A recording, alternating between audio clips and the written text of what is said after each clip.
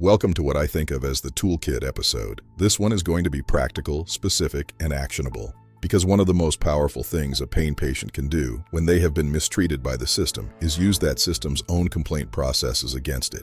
When you file a formal complaint, several things happen. It creates an official record. It triggers a review process that someone in authority has to respond to.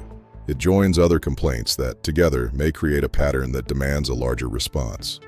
And it sends a signal that behavior has consequences. So let's walk through who you can complain to and when. Your state medical board is where you go if a physician has mistreated you.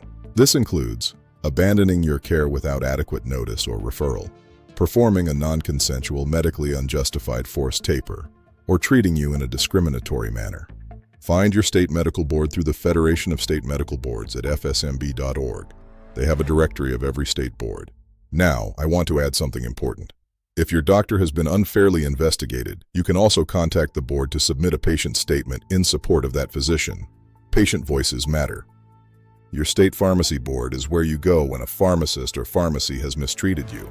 This includes refusing to fill a legitimate prescription without justification, publicly interrogating or humiliating you, or placing you on an internal do not fill list.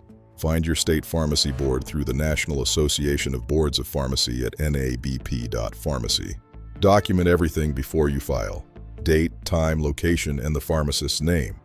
The more specific your complaint, the more seriously it is taken. If your insurer is denying coverage for medically necessary pain treatment, you have several options. First, always formally appeal through your plan. Get the denial in writing. Have your doctor submit a letter of medical necessity. Many denials are overturned on first appeal. If the appeals process fails, contact your state insurance commissioner. Find yours at naic.org. They have authority to investigate systematic denials. If you are on Medicare or Medicaid, contact CMS at cms.gov. You also have the right to contact your state health insurance assistance program, known as SHIP. The Office for Civil Rights at HHS is the place to go if you believe you have been discriminated against in a healthcare setting. If your chronic pain qualifies as a disability under the ADA, discrimination may be a violation of federal law. File a complaint at hhs.gov/OCR. The Joint Commission accredits hospitals and healthcare organizations. They require facilities to assess and address patient pain. If a hospital has failed to properly treat your pain, file a complaint at jointcommission.org. Accreditation status matters. Facilities take these seriously. Your state attorney general has consumer protection authority. If you believe a system is engaging in systematic denial of care, your AG may investigate. Most state AG offices have online complaint forms on their official websites. It is a vital tool for civil rights authority. The CDC accepts public comments on its guidelines.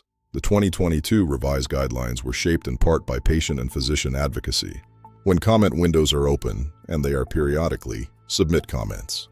Visit cdc.gov and search for pain management policy. The DEA is more difficult terrain. However, your regional DEA diversion field office is where enforcement activity originates. Advocacy organizations like ATIP can help. Your legislators can also inquire to the DEA on your behalf, which is another reason those congressional contacts we discussed are so important. Here is my practical guidance for this episode.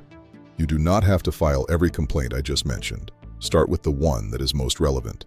One complaint, filed with specificity and documentation, is worth more than 3 vague, undocumented ones. Quality over quantity is the key here. If you are in the middle of a situation right now, reach out to one of the advocacy organizations we mentioned. You don't have to figure it out alone. Action step. Write down the one situation in your pain care that you believe was handled wrongly. Identify the right agency from today's list. Start documenting what happened. In episode 7, we're going to talk about the most personal and arguably the most powerful tool in your advocacy toolkit, your own story. I'll see you there. Subscribe, share, and remember, you are not alone. Visit unbedsidemanners.com for more stories and resources.